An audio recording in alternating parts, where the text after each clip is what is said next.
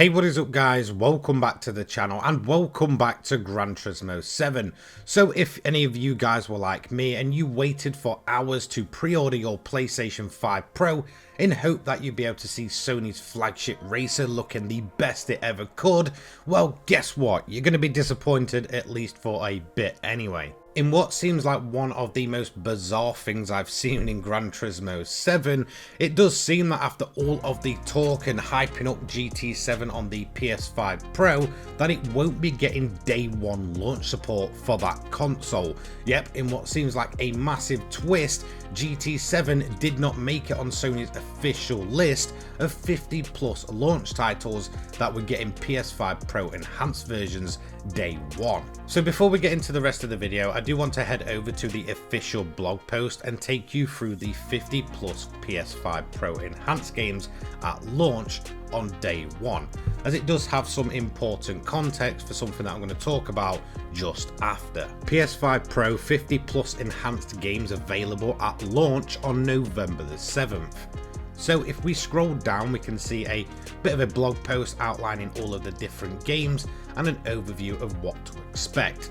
So on November the 7th, the PlayStation 5 Pro unleashes a new era of impressive visuals.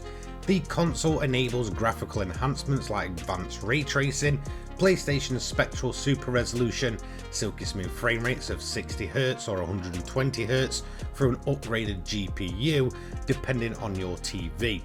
Of course, crackling a new power means little without immersive games to get lost in.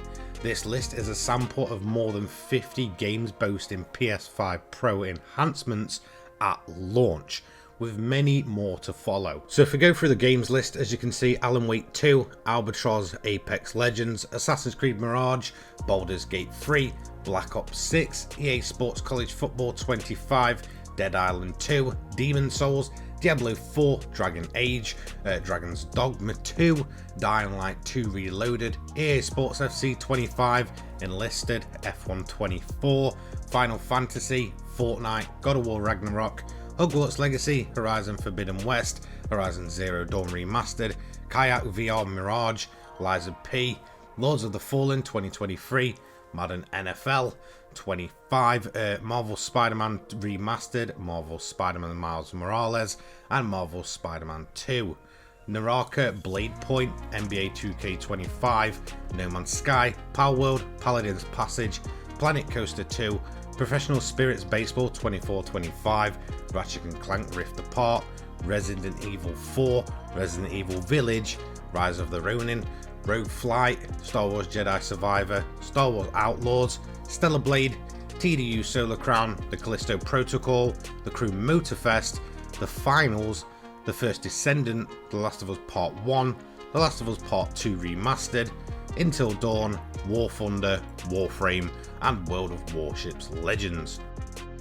So as you can see from the list, there is a clear absence of Sony's flagship racer. Of course, I'm talking about Gran Turismo 7, which does seem weird considering it was very much highlighted as one of the games for the PS5 Pro, with all the talk around the ray tracing, of course the experimental modes and such like that, and basically that it would be a PS5 Pro enhanced game and one that is absolutely worth your time.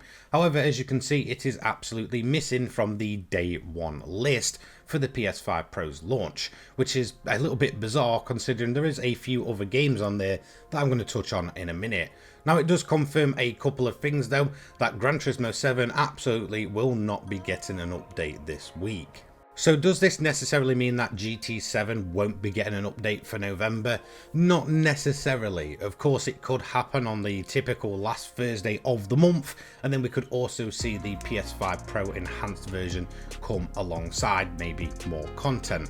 Now one thing that does seem a little bit strange is of course the fact that the October update was actually released at the beginning of the month to seemingly go in line with a PS5 Pro Enhanced update at the beginning of November. So it does seem weird that it was kind of all taken, you know, out of sync, and then seemingly no day one update for the PS5 Pro Enhanced version, and of course no other content update coming alongside it. Now, one thing that does strike me is the fact that there's a lot of third-party racing titles actually getting day one enhancements for the console.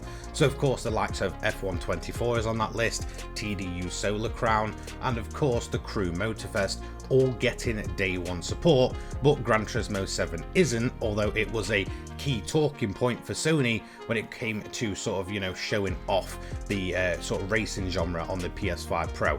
So that does seem quite weird. If we also kind of take us back to the PSVR 2 launch, Gran Turismo 7 actually got day one support for that new peripheral, but of course it's now not getting day one support for Sony's new console, which just seems strange as a first party title. So of course many of you guys may be wondering now, well, when can we expect Gran Turismo 7's next update? Now there's a couple of ways that this could go about. Of course it could happen at the end of November. We could see the enhanced version launch then, alongside of course the typical content update that would be in line with 90% of the other GT updates.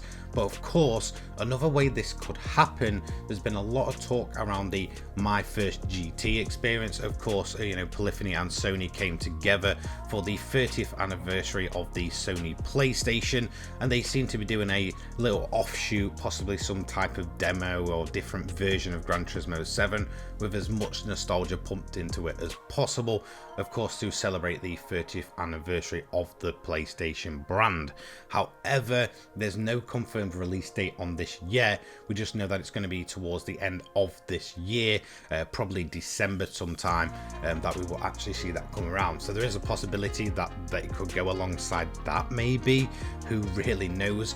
Also, the next way is, of course, we do have the World Series finals on the 7th till 8th of December 2024. So of course there is the chance that, you know, Polyphony could go ahead and skip a November update entirely, and we wouldn't actually see anything until the World Series finals, where, you know, they do tend to like to show off new things, new features.